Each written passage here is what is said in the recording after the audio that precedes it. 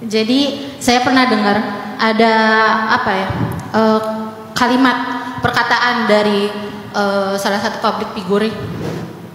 Apa boleh disebutkan public figurnya? Nggak usah. Jadi beliau mengatakan bahwa menghina Tuhan tak perlu dengan umpatan atau dengan membakar kitabnya. Khawatir besok kamu nggak makan saja, itu sudah menghina Tuhan. Begitu kira-kira perkataannya. Yang saya mau tanyakan, kita kan mengenal budaya saving, menabung, berjaga-jaga untuk masa depan. Ada kalanya mungkin ada sesuatu yang di luar kendali gitu. Nah, apakah budaya saving ini bisa diartikan sebagai menghina Tuhan karena kita tidak percaya bahwasanya takdir itu sudah Allah tentukan dan semuanya sudah ada jalannya gitu. Karena kita berprasangka buruk bahwa sesuatu yang buruk mungkin di masa depan itu terjadi gitu Pak Ustaz. Pertama, saya tahu yang ngomongnya siapa. Dan beliau salah satu orang yang saya juga kagumi dalam beberapa hal, walaupun dalam beberapa hal setiap orang punya pendapat ya. Yang kedua, logika sastra dengan logika ilmiah itu dua hal yang berbeda. Ketika orang bertutur dengan bahasa sastra, pahamilah kata-katanya dengan logika sastra.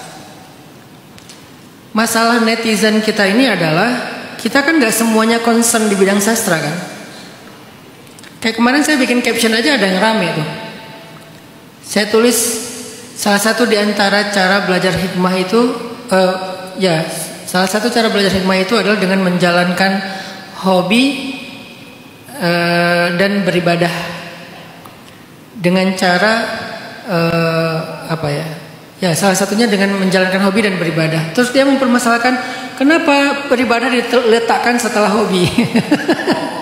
Kenapa kata ibadah diletakkan setelah hobi? Dia nggak ngerti sastra sih. Dalam logika sastra ini bukan urutan. Biasanya kebiasaan sastrawan meletakkan sesuatu itu di akhir justru untuk penegasan. Contoh hadis Nabi, nikahilah perempuan karena 4 hal. Pertama karena kecantikannya, kedua karena nasabnya, hartanya, ketiga karena nasabnya, keempat agamanya. Kenapa Nabi meletakkan agama di urutan keempat padahal harusnya nomor 1? Ini sastra. Dan Nabi justru ingin menegaskan bahwa agama itu yang menyempurnakan penampilan, nasab, harta. Makanya ditaruh di yang keempat. Inilah gaya sastra. Saya sastrawan, saya penulis fiksi, saya nulis cerpen, saya nulis novel. Menggunakan bahasa sastra itu bagi kita tuh ada logika sastranya. Nah, ketika beliau mengatakan khawatir besok nggak bisa makan sama dengan menghina Tuhan, itu harus difahami secara sastra menurut saya. Difahami dengan logika sastra. Dalam sastra itu ada romantisme. Sastra itu intinya romantisme. Jadi nuansa romantis itu beda dengan nuansa ilmiah. Romantis itu kan ada manjanya, ada penghargaannya, ada intimate-nya, kan gitu kan romantisme. Jadi kalau istri saya sedih malam-malamnya karena besok takutnya nggak bisa makan, sebagai suami saya akan ngerasa nggak dihargai. Kamu nggak percaya aku akan cari makan buat kamu.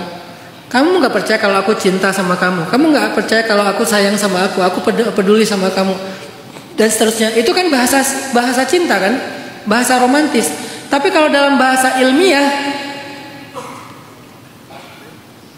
istri saya nggak salah untuk merasa khawatir karena di rumah kita emang nggak punya beras misalnya.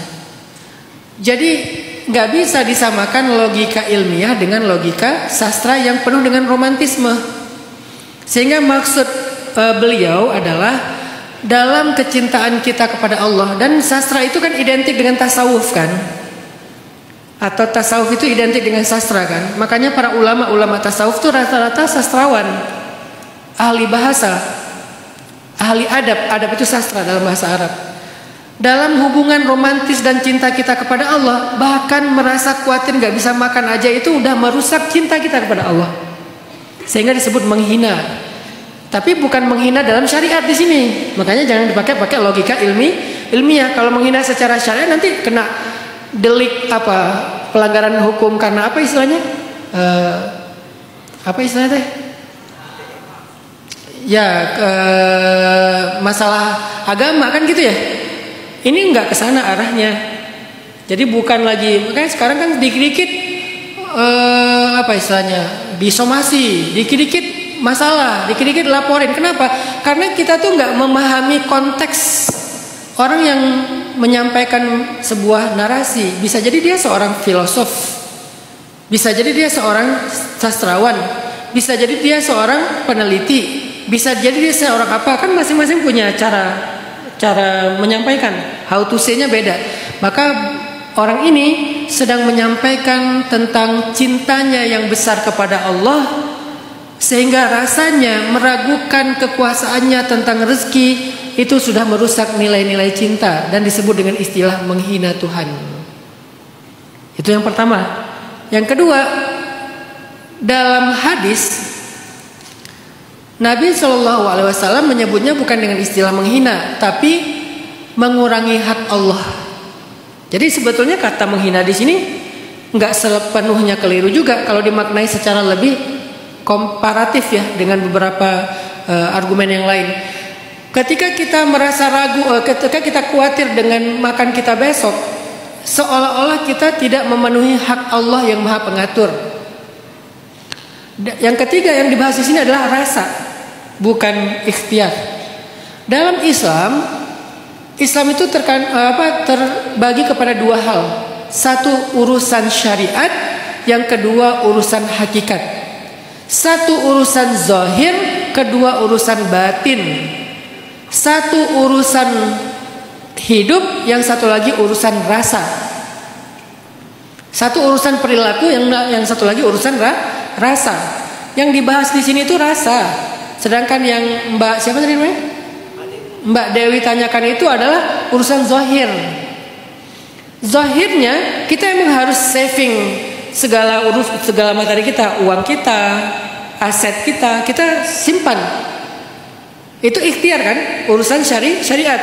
Tapi boleh enggak di dalam hati kita tetap meyakini Allah lah sebaik-baik yang mengatur, Allah lah sebaik-baik pemberi rezeki. Jadi nggak salah kalau beliau mengatakan secara rasa, ketika kita khawatir besok makan apa, nggak bisa makan, kita menghina Tuhan secara rasa. Dan itu tidak bertentangan dengan kita tetap harus ikhtiar.